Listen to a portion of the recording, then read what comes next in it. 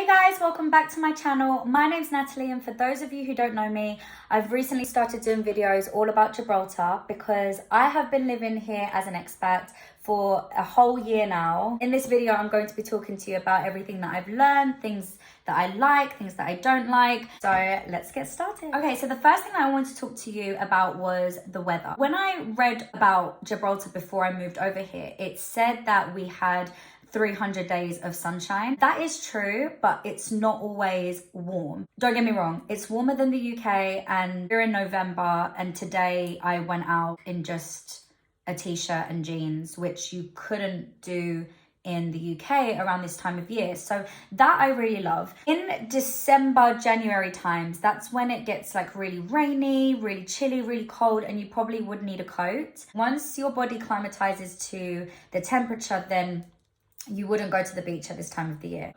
Each to their own. So the language here is English. The Gibraltarians would consider their first language as English, although most people do speak Spanish as well. So there's a lot of bilingual people, a lot of Spanish cross the border to come into Gib for work. I did hear from a few locals as well that the younger generation actually don't know Spanish, so Spanish is fading out. You can get around very easily just knowing English. Of course, there will be a few workers here that don't know any English, or they would know basics.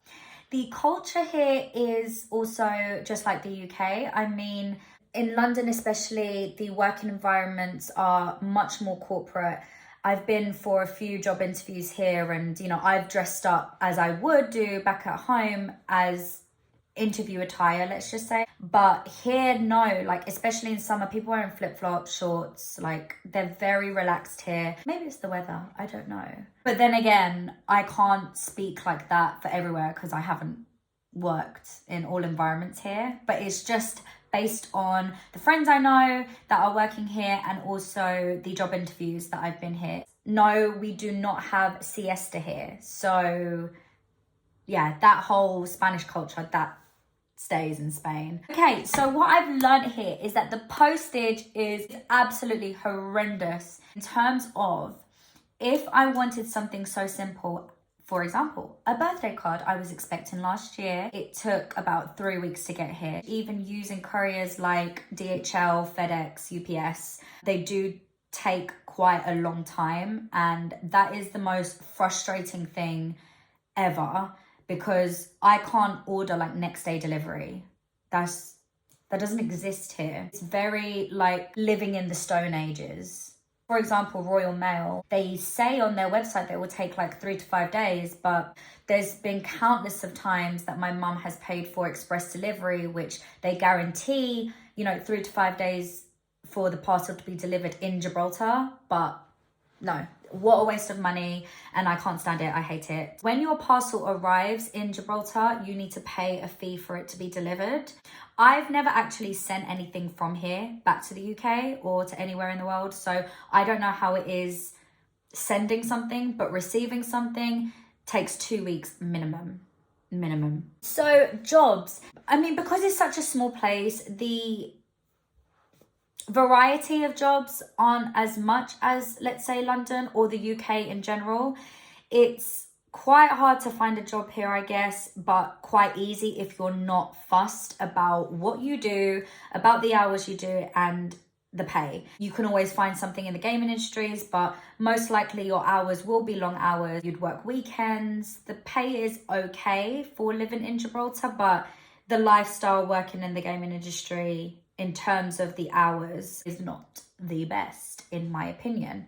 If you were to look for any jobs, they are all on Facebook. So there are multiple Facebook groups, which I will link in the comments below. Also, there are some agencies here that you can sign up to. There are some job ads that are on LinkedIn as well, not as many. And I think that's another thing about the UK compared to Gibraltar is everything's on Facebook. Which comes to my next topic. If you want to know anything about Gibraltar, There's probably a Facebook page. There's a Facebook page called Speak Freely. Probably the whole of Gibraltar is on it, and it's just everything about Gibraltar. I mean, if someone was to leave a shoe or lose their keys on the road, someone will take a picture of it, post it on Speak Freely and be like, who lost their keys? Oh yeah, I know, you know, my cousin's girlfriend's son. There's a Facebook page for everything. If you want to know any events or things for sale, there's a Facebook group. Even the building that I live in, there's a Facebook group, and I only found that out today. Crazy, right? Transport here, there are buses, there are red buses here, just like the UK. It's really cute, which are free for residents, and all you need to do is show your residence ID card. If you are a tourist, it's really cheap. I think for an all-round ticket is like £2 something.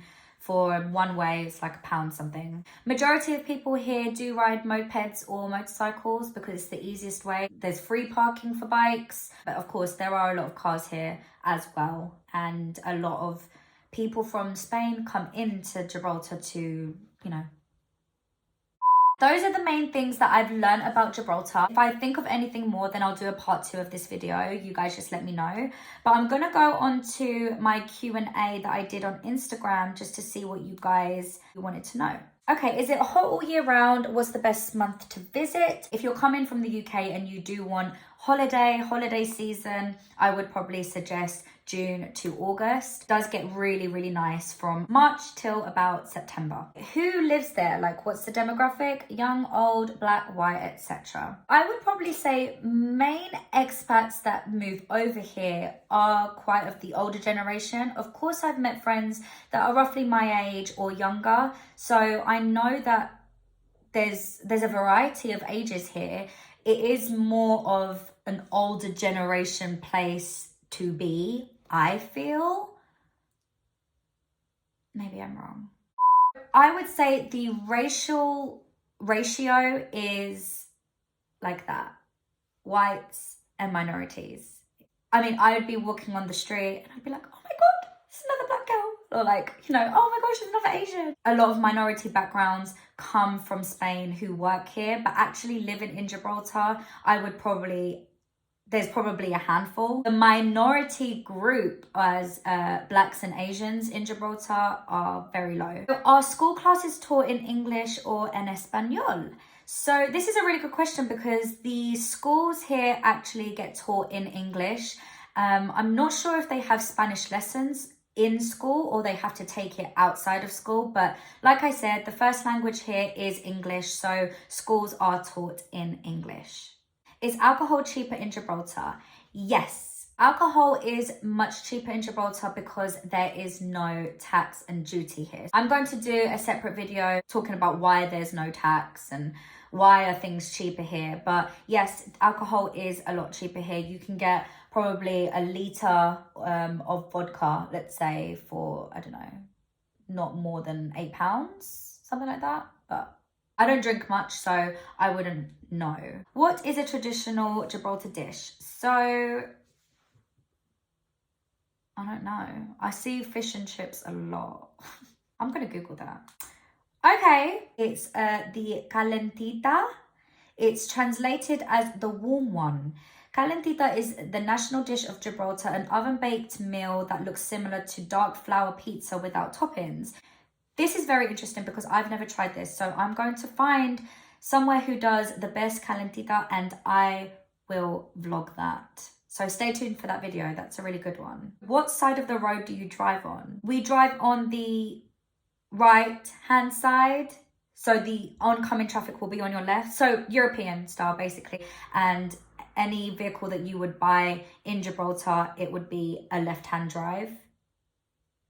What is the emergency number for 999 in Gibraltar? This is a really good one. I had to call emergency services when we first moved here and I didn't know the number, but obviously there's a thing called Google and it is 112. There is actually another number that you can call direct for the police department, fire brigade or the hospital. Because it's so small, you can call direct. How many hospitals are there in Gibraltar? So there are 2 hospitals in the whole of Gibraltar. So you've got the Hillside Day and the Royal Naval Hospital. You also have many different medical clinics where you can still go and get, like, you know, GP advice, get some treatments done. But in terms of hospital buildings, there are 2. I do know that there are hospitals inside the rock, but I think they're caved in. That's all I can come up with for today's vlog. I hope you guys like this video and I will see you next time. Bye!